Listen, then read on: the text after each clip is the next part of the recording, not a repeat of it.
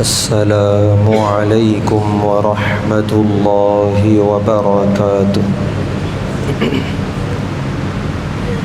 الحمد للہ نحمده ونستعینه ونستغفره ونؤمن به ونتوکل علیہ ونعوذ باللہ من شرور انفسنا ومن سیئات اعمالنا من يهده الله فلا مضل له ومن يضلله فلا هادي له ونشهد أن لا إله إلا الله وحده لا شريك له ونشهد أن سيدنا ونبينا وحبيبنا ومولانا محمدا عبده ورسوله أما بعد قال الله تبارك وتعالى في القرآن الكريم أعوذ بالله من الشيطان الرجيم بسم الله الرحمن الرحيم إلا تنصروه فقد نصره الله الذين كفروا إذ أخرجه الذين كفروا ثاني اثنين إذ هما في الغار إذ يقول لصاحبه لا تحزن إن الله معنا صدق الله العظيم۔ ہر طرح کی تعریف اور حمد و ثنا اللہ بزرگ و برتر کے لائق ہے، جس کا کوئی شریک نہیں، جس کا کوئی ساجھی اور ہمسر نہیں، جو ہمیشہ سے ہے اور ہمیشہ رہے گا۔ بے شمار درود و سلام نازل ہوں اللہ کے آخری پیغمبر جناب محمد الرسول اللہ صلی اللہ علیہ وسلم پر اور آپ کے تمام صحابہ اور اہل بیت پر۔ محترم حضرات، ماہ محرم الحرام ہم پر سایہ فگن ہے۔ اس مہینے کے بڑی فضیلتیں ہیں، بڑے پیغامات ہیں۔ آئیے آج اس مہینے کے اس پیغام پر نظر ڈالیں جس پیغام کی طرف ہمیں متوجہ کیا صحابہ کرام کی جماعت نے،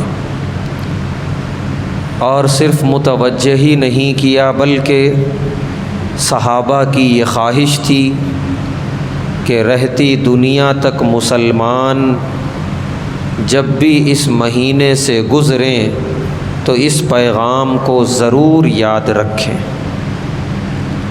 وہ پیغام کیا ہے اور کیوں صحابہ کرام نے آنے والی قوم مسلم سے اس پیغام کو یاد رکھنے کی درخواست کی؟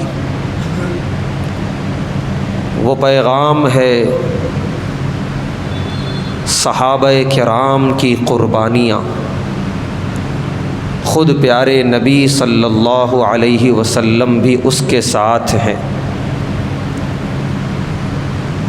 وجہ یہ بنی کہ حضرت عمر بن خطاب رضی اللہ تعالی عنہ کے دور خلافت میں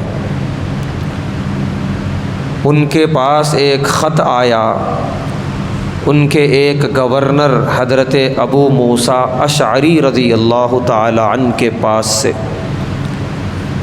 خط میں یہ لکھا ہوا تھا کہ اے امیر المومنین، آپ ہمیں پیغامات دیتے ہیں، احکامات جاری کرتے ہیں، آپ کے پیغامات احکامات خط کے ذریعے ہمیں وصول ہوتے ہیں۔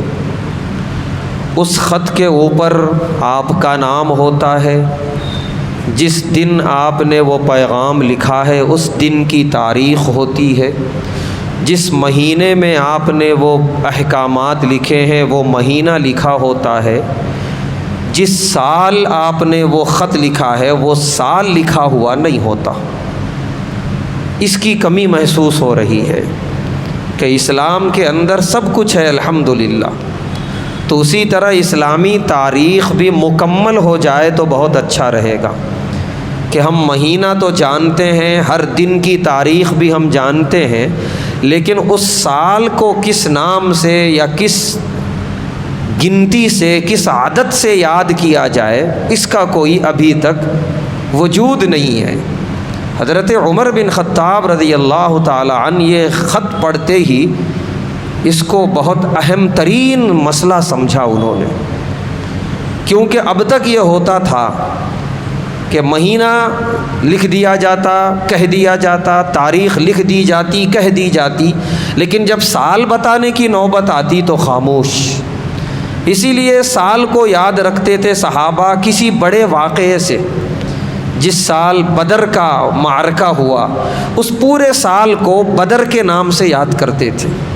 جس سال احد کا جہاد ہوا اس پورے سال کو احد کے جہاد سے یاد کرتے تھے۔ جس سال صلح حدیبیہ ہوئی اس پورے سال کو صلح حدیبیہ کے نام سے صحابہ یاد کرتے تھے۔ جس سال فتح مکہ ہوا وہ پورا سال فتح مکہ کے سال سے مشہور تھا۔ اس طریقے سے سالوں کو صحابہ یاد رکھتے تھے۔ لیکن یہ آخر کب تک چلے گا کہ کسی واقعے سے سال کو یاد رکھا جائے؟ سال کی تعیین ہو، جیسے مہینہ ہے، جیسے ہر دن کی تاریخ ہے، بالکل اسی طریقے سے سال کی بھی تعیین ہو۔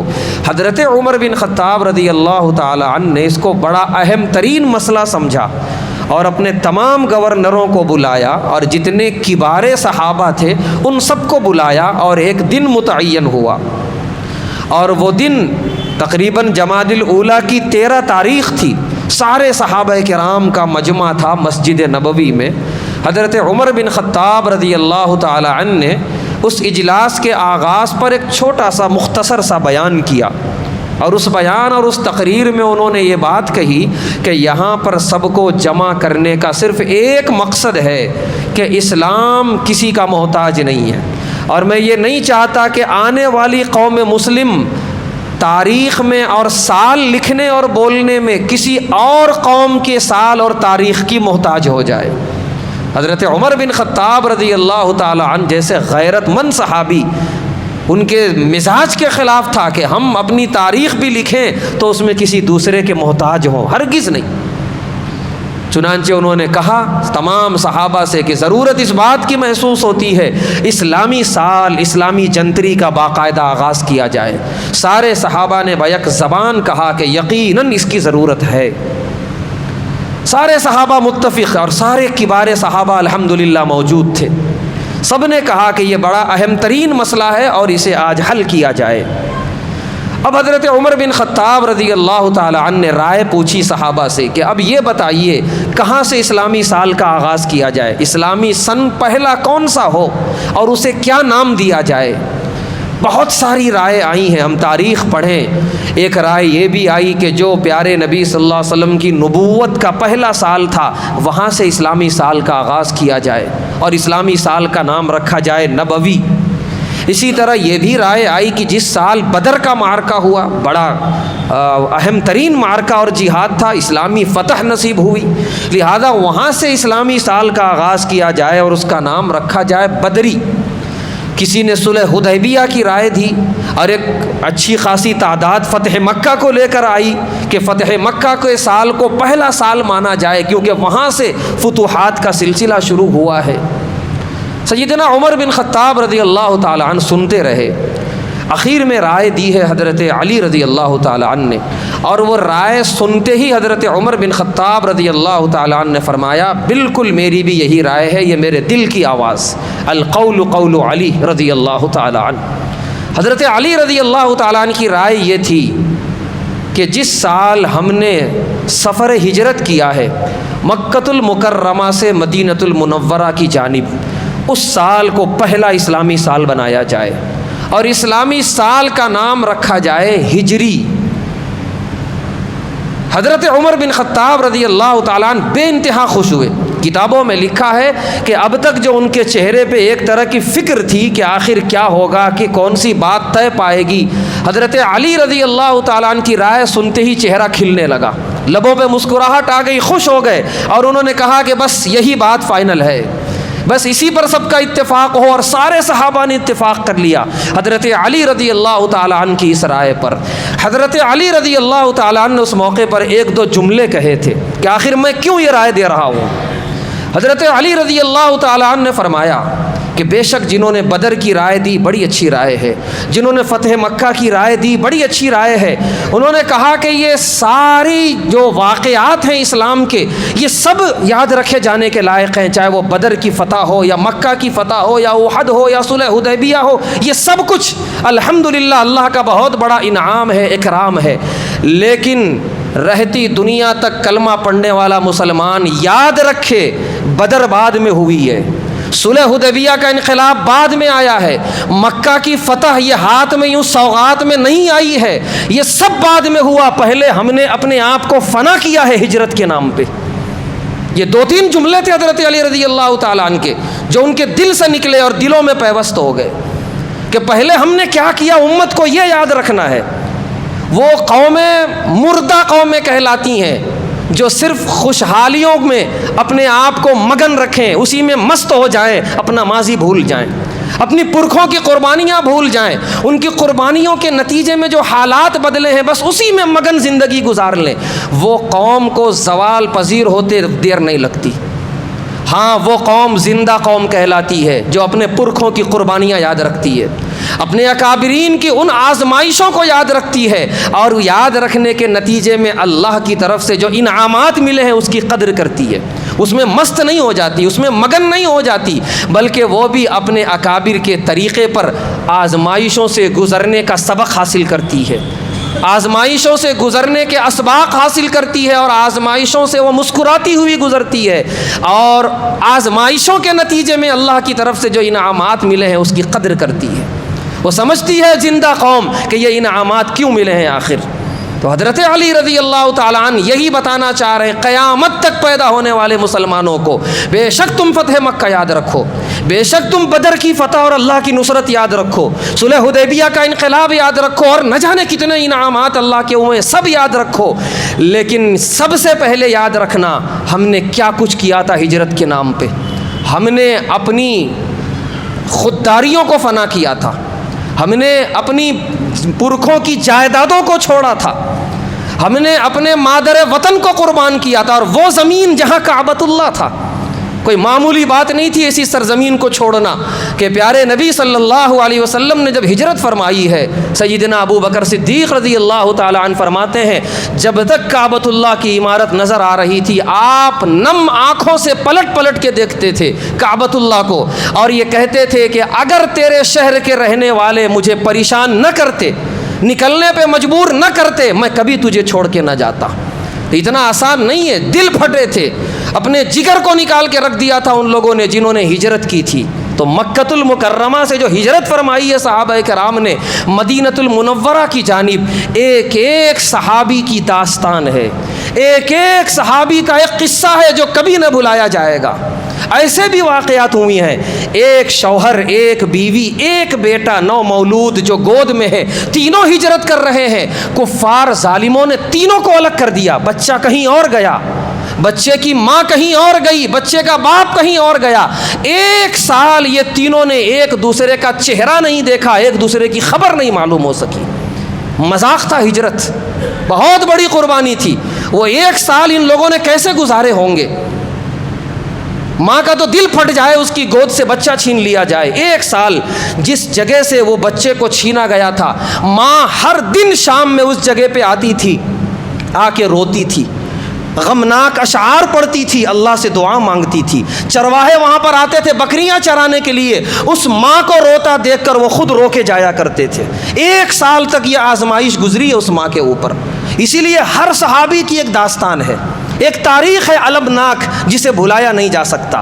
ہجرت کہنے کو بہت آسان سا لفظ ہے، لیکن کیا کچھ کیا صحابہ کرام نے، ہم کبھی وہ پڑھنے کی کوشش کریں، کہیں ایسا نہ ہو قوم مسلم ہجرت کو بھول جائے۔ حضرت علی رضی اللہ تعالیٰ عنہ نے فرمایا کہ جب تک مسلمان رہیں گے تاریخ رہے گی، اور جب تک تاریخ رہے گی اسلامی ہجری تاریخ مسلمانوں کو یاد دلاتی رہے گی کہ تم تک یہ انعام کیسے آیا، تم یہ مدینے سے ہزاروں سینکڑوں میل دور بیٹھے کلمہ پڑھ رہے ہو، کیسے پہنچا تم تک کلمہ؟ یہ اسلامی ہجری کیلنڈر تمہیں یاد دلاتا رہے گا کیسی قربانیاں رہیں صحابہ کرام کی۔ لہذا وہ سارے کے سارے صحابہ کرام، ہر ایک کی ایک داستان ہے۔ ان سب میں خاص طور سے 3 شخصیات کی ہجرت کو ہم کبھی نہیں بھول سکتے۔ پیارے نبی صلی اللہ علیہ وسلم کی ہجرت، سیدنا ابو بکر صدیق رضی اللہ تعالی عنہ کی ہجرت، سیدنا علی مرتضیٰ رضی اللہ تعالی عنہ کی ہجرت۔ سارے صحابہ کی ہجرت قابل یاد ہے، یاد رکھی جانے کے لائق، لیکن ان میں یہ 3 شخصیات نے جو آزمائشیں، جو تکالیف اٹھائی ہیں ہجرت کے راستے میں، وہ اللہ ہی جانتا ہے۔ حضرت علی رضی اللہ تعالی عنہ کی ہجرت، پیارے نبی صلی اللہ علیہ وسلم نے انہیں بلایا، تقریباً سارے صحابہ ہجرت کر گئے، بس یہ 2-4 لوگ مکۃ المکرمہ میں بچے ہوئے تھے۔ پیارے نبی صلی اللہ علیہ وسلم نے حضرت علی رضی اللہ تعالیٰ عنہ سے فرمایا، آج کی رات میں گھر سے نکل رہا ہوں اور میرے بستر پہ آپ کو سونا ہے، اور آج کی رات وہ رات ہے، سارے کفار نے دار الندوہ میں بیٹھ کر یہ طے کیا ہے کہ آج کی رات مکے کے ہر قبیلے کا ایک ایک نوجوان تیز دھار تلوار کے ساتھ آپ علیہ الصلاۃ والسلام کے گھر کے دروازے پہ کھڑا ہوگا۔ رات کے اندھیرے میں جو آپ کی عبادت کا وقت ہے حرم میں جا کر، جب آپ حرم کے ارادے سے نکلیں تو یکبارگی سب آپ پر حملہ کر لیں، نعوذ باللہ۔ اس ارادے سے کھڑا ہوگا آج پورا کا پورا ایک وفد مکہ کے نوجوانوں کا تیز دھار ہتھیار کے ساتھ۔ پیارے نبی صلی اللہ علیہ وسلم فرما رہے ہیں، میں تو نکل جاؤں گا اللہ کی مدد سے، تمہیں یہاں پر سونا ہے میرے بستر پہ۔ مطلب کیا؟ مورخین لکھتے ہیں کہ پیارے نبی صلی اللہ علیہ وسلم تک اگر ان کی رسائی نہ ہو سکی ان نوجوانوں کی، تو وہ صرف گھر کے دروازے پہ انتظار نہیں کریں گے، وہ اندر داخل ہوں گے۔ اور اندر داخل ہونے کا مطلب آپ کے بستر پہ کسی کو سویا ہوا پایا، وہ تھوڑی سمجھیں گے کوئی اور سویا ہے، جس کا بستر ہے صاحب بستر سویا ہے، لہذا یکبارگی وہ حملہ کریں گے۔ تو بستر پہ سونے کا مطلب اپنی جان کو اپنی ہتھیلی پہ رکھ کے سونا ہے۔ یہاں سے آغاز ہوا ہے سفر ہجرت کا حضرت علی رضی اللہ تعالیٰ عنہ کا، کوئی معمولی بات نہیں ہے۔ پھر اس کے بعد تمام کی امانتیں واپس کرنی ہے۔ مکۃ المکرمہ کے لوگ پیارے نبی صلی اللہ علیہ وسلم کو امین مان کر امانتیں رکھواتے تھے، سب کی امانتیں واپس کر کے آنا ہے۔ ان امانتوں کو واپس کرنے میں اگر مکے کے کافروں کی نیت بدل گئی، حضرت علی رضی اللہ تعالیٰ عنہ کو تنہا پا کر اگر حملہ کرنے کی کوشش کی، تو وہاں ساتھ دینے والا کوئی نہیں ہے اللہ کے سوا، کیونکہ سارے صحابہ ہجرت کر چکے ہیں، مکہ خالی ہو چکا ہے صحابہ کرام سے۔ تنہا اتنا بڑا کام انجام دینا ہے، بستر رسول علیہ السلام پہ سونا ہے اس رات جس رات حملہ ہونے والا ہے، اور اس کے بعد تنہا ایک ایک کافر کے پاس جا کے اس کی امانتیں واپس کرنی ہے، پھر اس کے بعد سفر ہجرت کرنا ہے۔ یہ کام کیسے کیا ہوگا وہ کرنے والا جانتا ہے، حضرت علی رضی اللہ تعالیٰ عنہ۔ پھر وہاں سے یہ ساری ذمہ داریاں ادا کر کے نکلے ہیں پیدل۔ ایک مقام بتایا تھا پیارے نبی صلی اللہ علیہ وسلم نے، اس مقام پہ میں ملوں گا، وہاں تک پورا سفر پیدل کیا ہے حضرت علی رضی اللہ تعالیٰ عنہ نے۔ چند کھجوریں ساتھ تھیں، اسی کو کھاتے رہے یہاں تک کہ وہ بھی ختم ہو گئیں۔ جب پیارے نبی صلی اللہ علیہ وسلم سے سامنا ہوا ہے، آنکھیں سرخ تھیں بالکل لال، چہرہ بالکل بھوک کی وجہ سے دبا ہوا، پاؤں میں ورم آ چکے تھے پیدل چلنے کی وجہ سے۔ پیارے نبی صلی اللہ علیہ وسلم نے سوال کیا کہ یہ کیا حالت؟ حضرت علی رضی اللہ تعالیٰ عنہ نے فرمایا، میں مکے سے نکلا ہوں، کہیں رکا نہیں ہوں، جب تک آپ کا چہرہ انور نہ دیکھ لوں میں رکوں گا نہیں، بس اسی ارادے سے چلتا جا رہا ہوں یہاں تک کہ میں یہاں پہنچ گیا۔ ہفتوں چلے ہیں حضرت علی رضی اللہ تعالیٰ عنہ وہاں سے نکل کر مکۃ المکرمہ سے۔ وہ کیسی ہجرت تھی، کیسی قربانی تھی، وہی جانتے ہیں۔ اور یہ 2 شخصیات سیدنا ابو بکر صدیق رضی اللہ تعالیٰ عنہ، پیارے نبی صلی اللہ علیہ وسلم نے کیا ہجرت فرمائی ہے۔ قدم قدم پر ایسی آزمائشیں، ایسی تکالیف کہ اگر ہم اپنی پوری زندگی کی عبادتیں قربان کر دیں ایک قدم پر تو ناکافی ہو جائیں گی۔ عبادتیں کدھر کی بھی نہیں ہوں گی، جیسے ان کی آزمائشی تھیں، جیسی تکلیفیں تھیں۔ وہاں سے نکل کے غار سور میں پہنچے ہیں، اور غار سور میں ایک مقام، ایک وقت ایسا آیا، ہم سب جانتے ہیں کہ ابو جہل اپنے پورے لشکر کے ساتھ وہاں پہنچا۔ ابھی ایمان مکے میں تھا، اور کچھ لوگ مدینہ طیبہ میں ایمان لائے تھے، اسلام مکے اور مدینے کے علاوہ کہیں نہیں پہنچا تھا، اور کفار مکہ نے ایڑی چوٹی کا زور لگایا تھا۔ اس سے پہلے کہ اسلام یہاں سے نکلے، عرب کے اور علاقوں میں پہنچے یا عجم میں جائے، اس سے پہلے اسے ختم کر دیا جائے، نعوذ باللہ۔ اور مورخین لکھتے ہیں، تاریخ کی کتابوں میں ہے، اس سے بہتر موقع کفار مکہ کے ہاتھ پھر آنے والا نہیں تھا۔ اگر پیارے نبی صلی اللہ علیہ وسلم مدینہ طیبہ پہنچ جائیں پھر ایسا موقع آنے والا نہیں ہے، لہذا مدینہ پہنچنے سے پہلے جو کرنا چاہے کر لے۔ اسی لیے ابو جہل دیوانہ وار اعلان کر رہا تھا، 100 سرخ اونٹیں دوں گا جو بھی زندہ یا مردہ پکڑ کے لائے دو شخصیات کو۔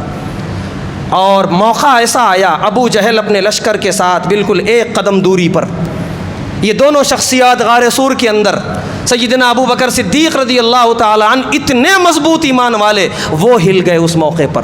انہوں نے کہا اے اللہ کے نبی صلی اللہ علیہ وسلم، انہوں نے اگر اپنے قدموں کو دیکھا ہمیں دیکھ لیں گے۔ پیارے نبی صلی اللہ علیہ وسلم نے فرمایا لا تحزن ان اللہ معنا، غم نہ کرو بے شک اللہ ہمارے ساتھ ہے۔ کتنے وثوق سے وہ جملہ نکلا اور اتر گیا سیدنا ابو بکر صدیق رضی اللہ تعالیٰ عنہ کے دل میں۔ اللہ نے اس موقع کو یاد دلایا ایک بڑے عجیب موقع پر۔ تبوک کی تیاری چل رہی تھی، غزوہ تبوک کی، اور منافقین کی ایک بڑی تعداد ایک ماحول بنائی ہوئی تھی کہ نہیں جانا چاہیے تبوک، گرمیوں کا موسم ہے، کھجوریں پکنے کا موسم ہے، اور جو فوج سے ہمیں لڑنا ہے اس سے جیتنا بڑا ناممکن ہے، بڑی طاقتور فوج ہے، ایک عجیب ماحول۔ اللہ نے جو آیت اتاری سورہ توبہ میں، الا تنصروہ فقد نصرہ اللہ، اگر تم سب مل کر میرے محبوب کا آج ساتھ نہیں دیے تو تم کیا سمجھتے ہو میرے محبوب تمہارے محتاج ہیں؟ اللہ نے ان کی مدد وہاں کی تھی جہاں تم میں سے کوئی بھی نہیں تھا، صرف دو تھے، ابو بکر اور پیارے نبی صلی اللہ علیہ وسلم، اور دشمن کا سب سے بڑا زہریلا سردار ابو جہل وہاں تھا، اپنے پورے لشکر کے ساتھ تھا، اور فاصلہ صرف ایک قدم کا تھا۔ بتاؤ کس نے بچایا وہاں پر اپنے محبوب کو؟ اللہ نے بچایا تھا۔ وہ اللہ جو وہاں سے بچا کے لایا اپنے محبوب کو صحیح سلامت، کیا وہ محتاج ہے وہ محبوب تمہارے ساتھ کا، تمہاری مدد کا؟ ہرگز نہیں۔ یہ محبوب نکلیں گے میرے اپنے صحابہ کو لے کر، چاہے کوئی ساتھ دے یا نہ دے، اللہ ان کے ساتھ ہے۔ اللہ نے جو منظر کشی کی ہے، اذ ہما فی الغار، جب یہ دونوں غار میں تھے اور ان میں سے ایک بھی ڈاواں ڈول ہونے لگا، اور وہ انسانی فطرت کا تقاضا تھا، ایمان کی کمزوری نہیں تھی، وہ انسانی فطرت کا تقاضا تھا، دشمن اتنا قریب۔ اور مورخین نے جو لکھا ہے تاریخ کی کتابوں میں، خدا نہ خواستہ تھوڑی دیر کے لیے فرض کیجئے اگر یہ دونوں پر گرفت ہو جاتی کفار مکہ کی، اسلام شاید دفن ہو جاتا۔ یہ کہنے کو جملہ کہا جا رہا ہے، لکھا ہوا ہے تاریخ کی کتابوں میں، ہونا نہیں تھا، منظور کچھ اور تھا، لیکن یہ دو شخصیتیں اگر کفار کی گرفت میں آ جاتی معاملہ کچھ اور ہو جاتا، مگر نہیں آئیں الحمدللہ۔ کیوں؟ اللہ کو جو منظور تھا وہ ہوا۔ اذ ہما فی الغار، اللہ فرما رہے یہ دونوں غار میں تھے، اور ان میں سے ایک کہنے لگا اے اللہ کے رسول صلی اللہ علیہ وسلم، وہ اپنے قدموں کو دیکھیں گے تو ہمیں دیکھ لیں گے۔ اس وقت نبی علیہ الصلاۃ والسلام نے فرمایا لا تحزن ان اللہ معنا، غم نہ کرو بے شک اللہ ہمارے ساتھ ہے۔ اور اللہ کیسے ساتھ تھا دیکھ لیا سب نے، کہ ساری تدبیریں دھری کی دھری رہ گئی دشمنوں کی اور کفار کی، اور بحفاظت وہاں سے نکلے ہیں پیارے نبی صلی اللہ علیہ وسلم مدینہ طیبہ۔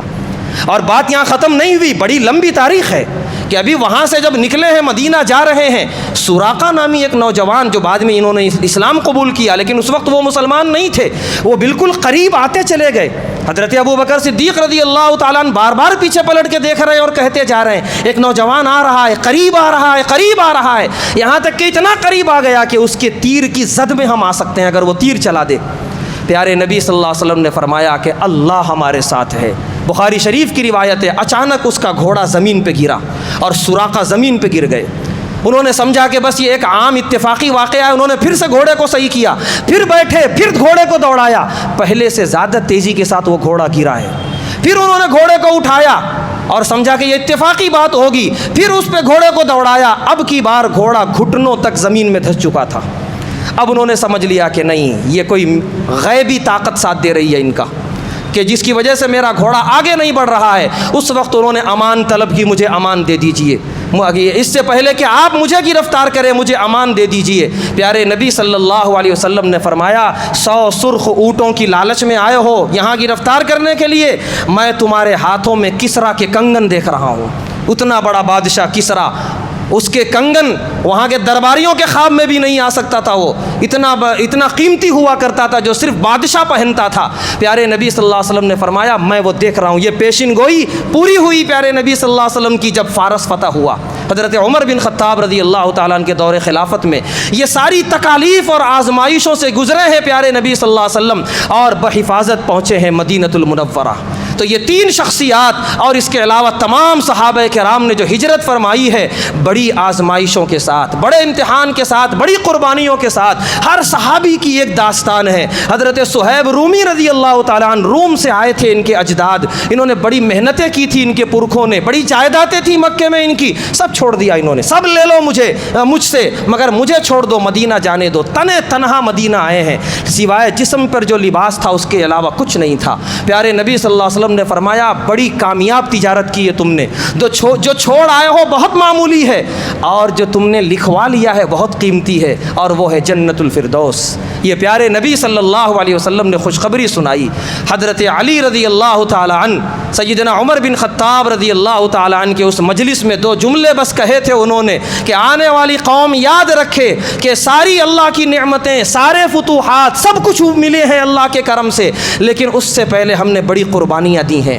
ان مع العسر یسرا، ہر مشکل کے ساتھ اللہ نے آسانی رکھی ہے۔ پہلے مشکلات، پہلے امتحانات، پہلے اللہ کی طرف سے آزمائشیں، اس میں جب بندہ پورا اترے تو پھر اس کے بعد آسانیاں ہوتی ہیں۔ یقیناً آج بھی ہر کلمہ گو مسلمان حالات کی تبدیلی کے انتظار میں بیٹھا ہوا ہے، مسلمانوں کی سرخروئی اور عزت کے انتظار میں بیٹھا ہوا ہے۔ انتظار میں ہاتھ پر ہاتھ دھرے بیٹھنے سے کچھ نہیں ہونے والا، جب تک کہ آدمی عسر سے نہ گزرے، جب تک کہ وہ فنا نہ کر دے اللہ کی ذات کے لیے اپنے آپ کو، جب تک کہ وہ پیارے نبی علیہ الصلاۃ والسلام کی رضا اور خوشنودی کے لیے اپنے آپ کو ان کے احکامات کے تابع نہ کر دے، تب تک حالات بدلنے والے نہیں ہیں۔ صرف فتح مکہ یاد رکھ لینا، صرف بدر کی فتح یاد رکھ لینا، اور بھی اللہ کی نصرت اور فتح یاد رکھ لینا، یہ ناقص یاد ہے۔ اصل یہ ہے کہ اس سے پہلے کی قربانیاں بھی یاد رکھیں۔ یہی صحابہ کرام پیغام دینا چاہ رہے ہیں اس ماہ کے اندر کہ جب بھی یہ مہینہ آئے مسلمان ہماری قربانیوں کو یاد رکھیں، مسلمان ہماری آزمائشوں اور تکلیفوں کو یاد رکھیں، اور صرف یاد نہ رکھیں بلکہ ویسی تکلیفوں کے لیے اپنے آپ کو بھی تیار رکھیں، آزمائشوں کے لیے اپنے آپ کو بھی تیار رکھیں، اپنے آپ کو حوالے کر دیں اللہ کے رسول صلی اللہ علیہ وسلم کے احکامات اور فرامین کے لیے۔ پھر اس کے بعد کیوں نہیں آئے گی فتح، کیوں نہیں ملے گی عزت اور سرخروئی؟ یہ تو اللہ کا وعدہ ہے۔ تو یہ ایک بہت بڑا پیغام اسلامی جنتری کا، اسلامی ہجری کیلنڈر کا یہ ہے کہ ہم لوگ ہجرت کے واقعے کو یاد رکھیں۔ یہی صحابہ پیغام دینا چاہتے ہیں ہمیں بھی اور قیامت تک پیدا ہونے والے مسلمانوں کو بھی۔ اللہ تبارک و تعالیٰ سے دعا ہے اللہ تبارک و تعالیٰ ہم تمام کو صحابہ کرام کے نقش قدم پر چلنے کی توفیق عطا فرمائے، اللہ اور اس کے رسول صلی اللہ علیہ وسلم کی رضا میں اپنے آپ کو فنا کرنے کی توفیق عطا فرمائے، نفسانی خواہشات سے، غیروں کے رسم و رواج سے ہم سب کی حفاظت فرمائے۔ وآخر دعوانا الحمدللہ۔